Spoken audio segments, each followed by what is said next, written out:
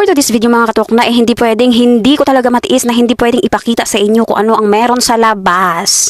Paano ba naman kasi paglabas ko ng bahay kaninang umaga wala naman silang pag ganito. Nagulat na lang ako pag uwi ko. Oh my God, bakit merong maraming dapat pagkakagastusan dito na nakakaaliw sa aking mga mata at takam sa ating mga sikmura. Ayan, as you can see mga katuna, nakita nyo yan. Ito yung paglabas ng bahay ko o bahay na nirerentahan ko. Ito yun, may mga pagkain, inumin, ang dami at mahaba pa to mga katuna. Hanggang doon pa ito sa bandang dulo. So, hindi ko alam kung anong meron doon sa dulo. Kaya tara, samahan nyo ako, aalamin natin mga katukna. At yun na nga, hindi ko pinapalagpas yung itong ihaw-ihaw mga katukna. Kasi sa inyong kaalaman mga katukna, nung ako'y 6 years old, ako'y nagtitinda ako ang pinaka-pioneering na nagtitinda ng ihaw-ihaw sa aming lugar. As in, kami ng pamilya ko, yung pinakauna-unahang nagtitinda ng ihaw-ihaw sa lugar namin. So, yun na nga, maihaw-ihaw, meron ding empanada, at ito yung shawarma na gustong-gusto kong tikman dahil kausap ko dito akong fafatayin sa sarap. Sabi ko sa kanya, may shawarma. Sabi niya, try mo ha. Love, try mo love. Sabi niya, sabi ko, sige try ko. Kaya lang, buy one take one. So sinusubukan kong bumili ng isa. Oo. Yung nakalagay na buy one take one pero isa lang yung gusto mong bilhin. Nakakaloka, di ba? Paano kasi, ang dami ko pang gustong makita kung anong meron dun sa bandang dulo. Malay mo, di ba? Meron pa akong mabibili. So, sobrang busog ko na noon. So, ang tanong saan natin ilalagay yun kung bibili tayo ng marami, di ba? So, sa buy one take one, isa lang yun. Dahil buy one take one, isa lang yung binili ko. At bumili din ako ng buko shake. Siyempre, hindi natin yan pinalalagpas, di ba? Di ba, mas healthy. Pero hindi lang natin alam kung fresh yung buko meat nila. Pero I'm sure fresh naman kasi mula pa to kaninang umaga. At gabi na tayo bumili.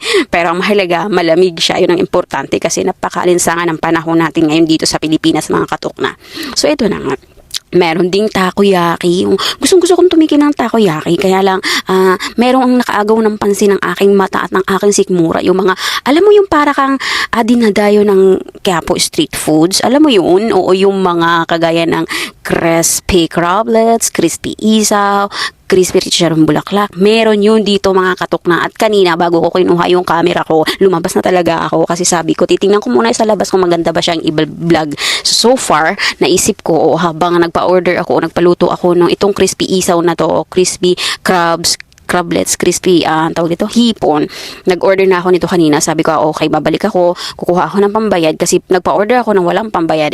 Okay lang naman kasi malapit lang naman ako. So, kinuha ko yung pambayad ko. At the same time, kinuha ko na rin po yung aking camera. Nga pala mga katuna, I'm using a 360 camera here. Insta360 times 4. Oo, na camera. So, sa gusto mag-avail dyan, ayan, mag-comment lang sa comment section. Magsabi lang sa akin, PN lang sa akin. And, i-help ko po kayo and i-guide ko po kayo mga katukna. At ito na nga mga katukna, nakuha ko na yung aking order. Ayan, syempre, bago natin kunin yung pinaluto natin, huwag natin kalimutang magbayad, no? Kasi, ganun talaga. Black and white ang tawag doon. Palitan, kumbaga, huwag kang take ng take, no? Huwag kang give ng give, dapat give and take, give, hindi give.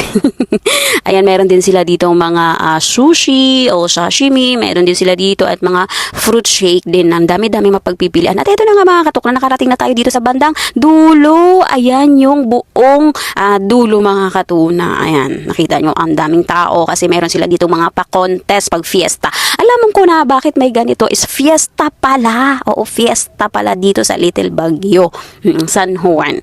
So, ang naabutan ko is couple contest. So, singing contest. Kanina, merong battle of the band, merong dance contest, merong singing contest, merong beauty pageant contest, and meron din yung mga sabading garsi na mga contest, yung best comedian ever, yung mga ganun. So, ayun na nga, dahil may dala akong Insta360 times 4 camera, ayan, may nagsasabi, ay ma'am, vlogger ka pala. Ala ka siya, pag may dalang camera, pag may cellphone na nakatutok sa pagmumukha mo o sa pagmumukha nila, vlogger ka na. O, ha? So, ayun na nga mga katok na, umuwi na ako. Ayoko kasi mag-CPR, pero ayun, CPR pa rin tayo. Kaya tayo ay nag-voice over na lang mga katok na. Alam mo, sa totoo lang mga katok na, meron talaga akong kausap sa buong oras na nandito tayo sa labas. Ayan, may kausap ako niyan. Kausap ko yung aking papa. Papatayin. Papatayin sa sarap sa totoong buhay. Kausap ko yung mga girl lalo nila doon, kausap ko.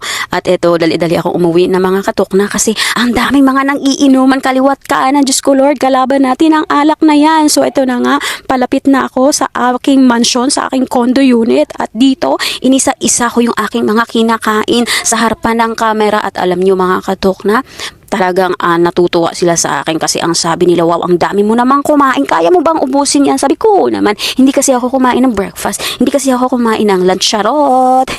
Eme lang yun, sinabi ko lang yun sa kanila. At alam niyo mga katulong na, nalaman ko na doon pala sa lugar nila ay hindi masyadong pinapansin ang seafoods. Di ba seafoods tong mga pinagbibili ko? Sabi ko, itong isang to is squid, itong isang to is shrimp, at itong isang to is crablets. Alam naman nila yung mga pangalan pero hindi lang nila alam kung ano ang lasa kasi hindi in demand sa kanila yung seafoods. Ang in demand sa kanila doon is yung tubig, tabang na creatures. At alam nyo ba mga katukna na ang seafood sa kanila ay sobrang mura dahil hindi nga pinapansin. Kaya sabi ko sa kanila, okay sige, pag makarating ako dyan sa lugar nyo, kung saan kayo naroroon, ay ililibre ko kayo at ipagluluto ko kayo ng seafoods para matikman nyo for the first time. O diba? So ayun na nga, dahil nangako ako no, tinanong ako, kailan ka ba pupunta dito, Tank?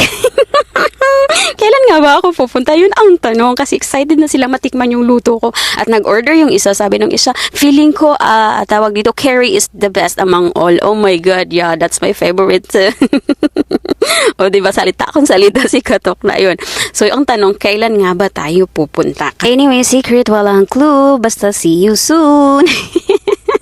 No, 'di ba nakakalawa? So yan ang mga makatok na tapos ko nang pinakita sa inyo kung ano yung laman sa labas o kung ano yung makikita sa labas, kung ano yung pagkakagasusan sa labas. Alam niyo ba, medyo nagsisisi ako kasi sa sobrang dami pala nitong binili ko, hindi ko alam kung mauubos ko ba ito ngayon o dapat ko ba siyang ubusin ngayon kasi kapag ipagpabukas ko pa ito, hindi na to masarap. Diba? So siguro ubusin ko na lang to ngayon at hindi lang muna ako matulog kaagad kasi hindi rin naman ako makakatulog agad kasi sobrang ingay dito mga katok na. So ayun na nga. So ayun na nga. Maraming salamat mga katok na sa pagsubaybay sa aking mga palabas. Love, love, love, love, love, love, love. God bless us all. See you to my next vlog. Papush.